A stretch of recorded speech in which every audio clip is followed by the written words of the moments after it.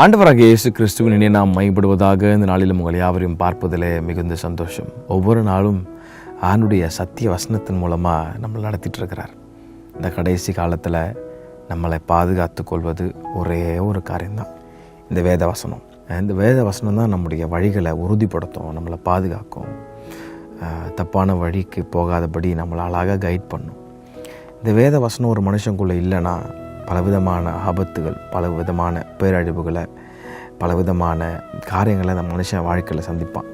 சமாதானம் இருக்காது, நிம்மதி இருக்காது, போராட்டத்துக்கு மேலே போராட்டம். ஆனால் ஒரு மனுஷனுடைய வாழ்க்கையில் ஆண்டுடைய வசனம் மட்டும் இருந்துச்சுன்னு வச்சுங்களேன், அவை பேர்பட்ட இடத்துக்கு போனாலும், அதாவது தாவீது சொல்கிறார், நான் மரண இருளின் பள்ளத்தாக்கில் நடந்தாலும் உடைய கோலும் அது தடியும் என்னை தேற்றும். அப்போது ஒரு மனுஷனுடைய வாழ்க்கையில் ஆண்டுடைய வார்த்தை ரொம்ப ரொம்ப முக்கியங்க. டைம் எடுத்து இதுக்கு உட்காந்து வாசிங்க, இதை ப்ராக்டிஸ் பண்ண கிருபைதாங்க ஆண்டவரேன்னு கேளுங்க. இந்த காலவெளியில் ஒரு ப்ராக்டிக்கல் மெசேஜ் ஆண்டவர் சொல்லித்தர விரும்புகிறார். என்னோடு கூட சேர்ந்து ரோமன்ஸ் சாப்டர் 13, ரோமருக்கு எழுதின நிருபம் 13ஆம் அதிகாரம் 13ஆம் வசனம். ரோமன்ஸ் 13 ஞாபகம் வச்சுக்கோங்க. நான் வாசிக்கிறேன். களியாட்டும் வெறியும் வேசித்தனமும் காமவிகாரமும் வாக்குவாதமும் பொறாமையும் உள்ளவர்களாய் நடவாமல் பகலிலே நடக்கிறவர்களைப் போல சீராய் நடக்க கடவோம் அப்படின்னு ரொம்ப சிம்பிளான ஒரு சப்ஜெக்டை அப்போஸ்தலனாகிய பவுல் இங்கே சொல்லித்தராரு. என்னென்ன சொல்கிறாரு? களியாட்டும் வெறியும் வேசித்தனமும் காமவிகாரம் வாக்குவாதம் பொறாமை இதெல்லாம் உனக்குள்ளே இல்லாமல் வெளிச்சத்திலே நடக்கிற பிள்ளைகளை போல சீராக நடந்து போ.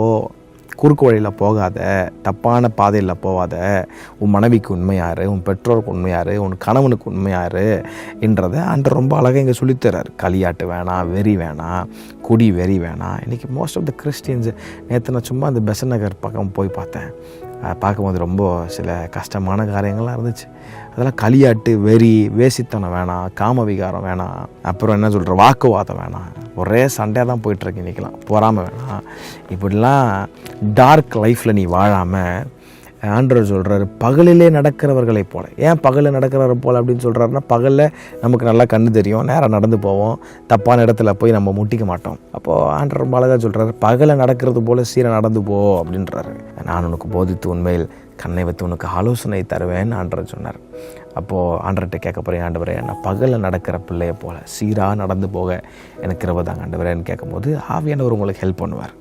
ஆமாம், அதனால் ஒரு நாளும் ஐயோ நான் என் பலத்தால் முடியும் அப்படி இப்படின்னு ஒரு நாள் உங்கள் பலத்தில் சார்ந்திருக்காமல் ஹோலி ஸ்பிரிட் கிட்ட உங்களை ஒப்பு கொடுத்துட்டிங்கன்னா அவருடைய பலத்தில் உங்களை கண்ட்ரோல் பண்ணி நடத்துவார். அது உங்கள் வாழ்க்கைக்கு ரொம்ப ஆசீர்வாதமாக இருக்கும். இந்த ப்ராக்டிக்கல் லெசனை ஃபாலோ பண்ணுங்கள். ஆண்டவரோட கூட வந்து உங்களை அற்புதமாக நடத்துவார். கர்த்தர் தாமே உங்களை யாரையும் ஆசீர்வதிப்பாராக. ஆமென்.